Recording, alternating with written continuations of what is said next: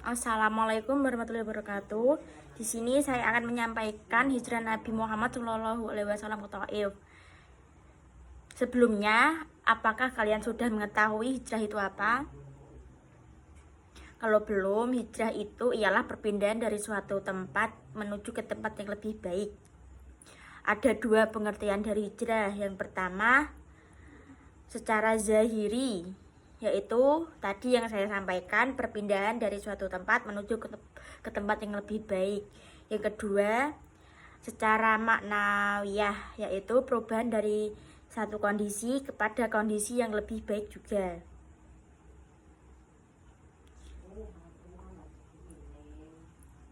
Selain itu, di sini saya akan menyampaikan sebab-sebab Nabi Muhammad hijrah ke Taif, yaitu kaum kafir Quraisy tidak henti-hentinya menghalangi Nabi Muhammad Shallallahu Alaihi Wasallam dan kaum muslimin untuk menyebarkan agama Islam di Mekah. Mereka tidak rela agamanya tersebut digantikan atau menggantikan agama nenek moyangnya. Halangan dan rintangan mereka itu semakin menjadi-jadi dari kaum kafir Quraisy ketika istri Khadijah dan paman Abu Thalib meninggal dunia. Nabi Muhammad Shallallahu Alaihi Wasallam ketika istrinya wafat dan pamannya, beliau itu telah kehilangan tulang punggung yang selama ini berjasa terhadap Nabi Muhammad tersebut.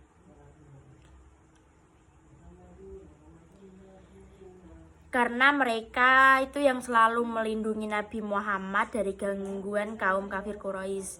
Akhirnya Nabi Muhammad memutuskan hijrah ke Taif dan beliau itu berharap dapat hidup tenang dan damai untuk menyebarkan agama Islamnya tersebut.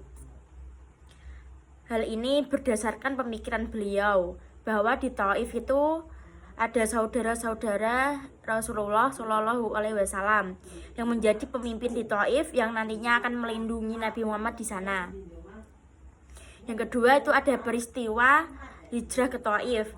Nabi Muhammad Shallallahu Alaihi Wasallam hijrah ke Taif selain semakin meningkatkan ancaman dan penganiayaan dari kaum kafir Quraisy tersebut, kaum kafir Quraisy juga tuh ingin bertemu dengan keluarga dekatnya Rasulullah. Mereka itu ingin mengikuti dakwah dan menggerakkan dakwah beliau di kota Taifnya itu tersendiri.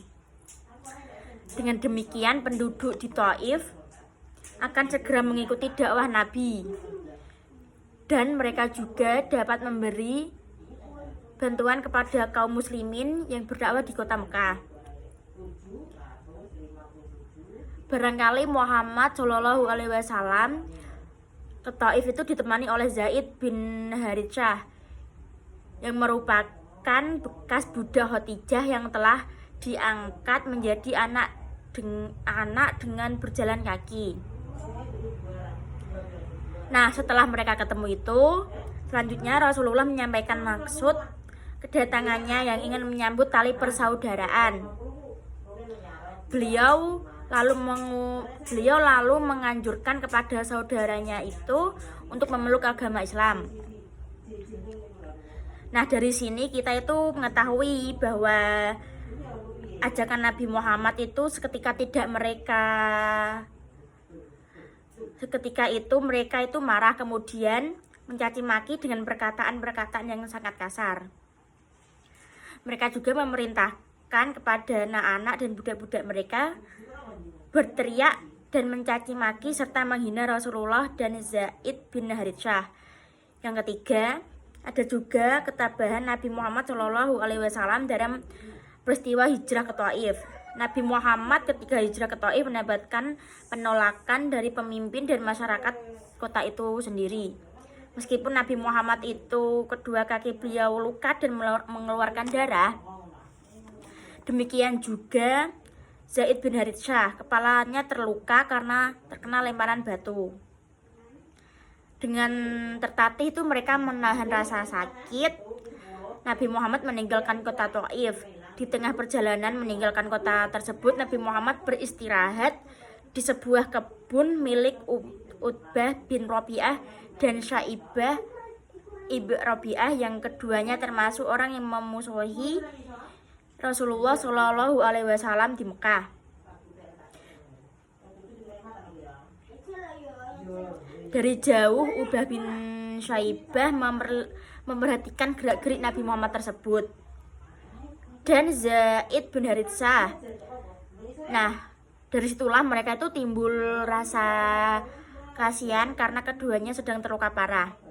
Nabi Muhammad dan Zaid melanjutkan perjalanan kembali ke Mekah. Di tengah perjalanan, malaikat Jibril menemani Nabi Muhammad Shallallahu Alaihi Wasallam dan minta izin kepada beliau untuk menghukum masyarakat ke Taif yang sudah berbuat kejam kepadanya.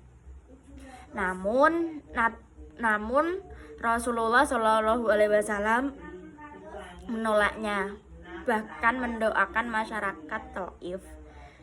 Sekian materi yang saya sampaikan, bisa dipahami ya teman-teman. Wassalamualaikum warahmatullahi wabarakatuh.